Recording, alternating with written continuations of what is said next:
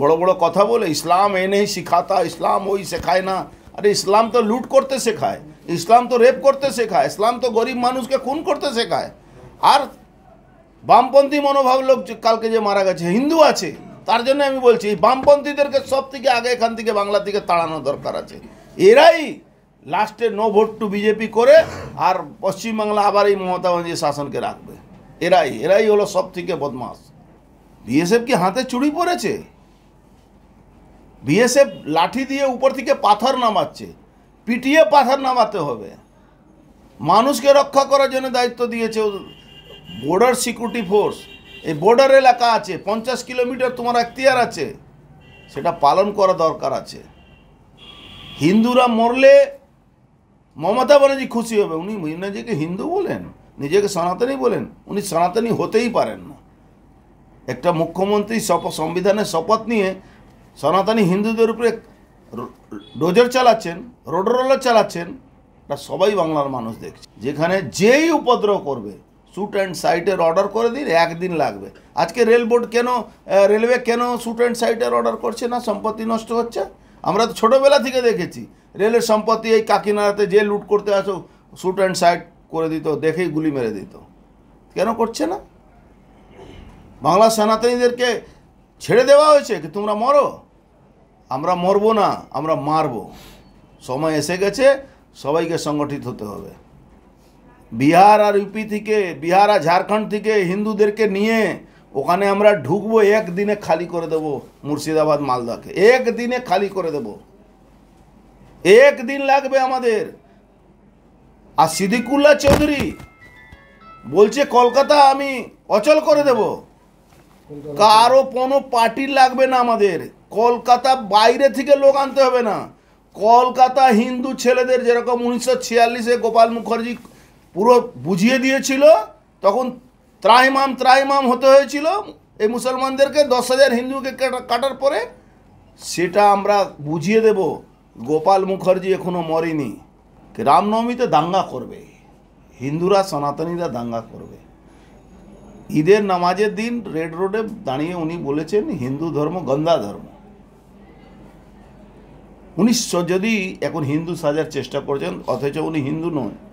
যদি উনি হিন্দু থাকেন, নিজেকে বলছেন আমি ব্রাহ্মণ ঘরের মেয়ে, ছেড়ে দিন ব্রাহ্মণ ঘর। যদি মুখ্যমন্ত্রী পদ মর্যাদা ওনার যদি কাছে থাকে, একবার শুধু বলুন কি ওয়াকফ বোর্ডের যে অ্যামেন্ডমেন্ট হয়েছে, যেটা আইন পাস হয়েছে, তারপরে যে তাণ্ডব হয়েছে, ওনার পুলিশ তার সহযোগিতা করেনি। একবার উনি বলুন কি এই দাঙ্গাটা, এই ঘটনাটা মুসলমান করেছে। উনি তো একটা ধর্মকে, হিন্দু ধর্মকে, সনাতন ধর্মকে গন্দা ধর্ম বলেছিলেন। উনি তো বলেছিলেন রামনবমী যারা করে তারা দাঙ্গাবাজ। আজকে উনি বলুন কি উনার এই মুসলমানরা দাঙ্গা করেছে ওখানে শমশেরগঞ্জে। টুইট করেছি, আপনি দেখেছেন। যেভাবে মুর্শিদাবাদকে হিন্দুবিহীন করার যে চক্রান্ত চলছে, যেভাবে পুলিশকে সঙ্গে নিয়ে দুজনকে কুপিয়ে খুন করে দেওয়া হয়েছে। 4 ঘন্টা পরে পুলিশ গেছে ওখানে, আর পুলিশ কর্তারা বড় বড় লম্বা কথা বলছে।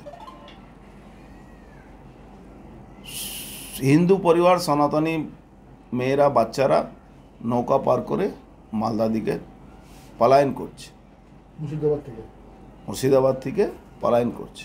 আপনি আরও একটা আমার কাছে ভিডিও এসছে, সেটাও আমি টুইট করছি।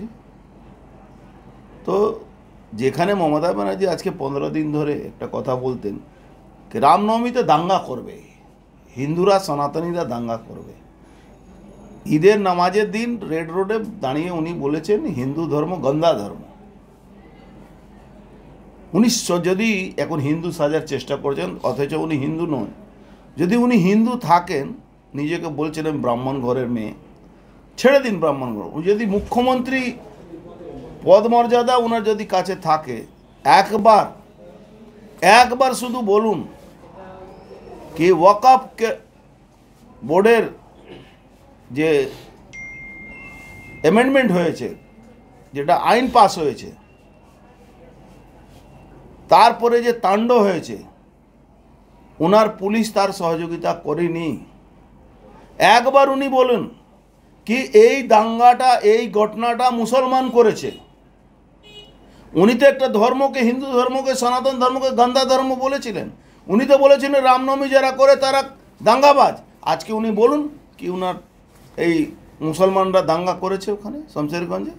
এখন উনি বলছেন দুই পক্ষকে, আমি বলছি দুই পক্ষ ওখানে দাঙ্গা করেছে। লজ্জা হয় না? ডাকাতের দল করেন উনি। আজকে উনার এমপিরা নাটক করে কান্নাকাটি করছে, খলিলুর রহমান। আজকে শমশেরগঞ্জের এমএলএ নাটকবাজি করছে কি আমার উপরে হামলা হয়েছে।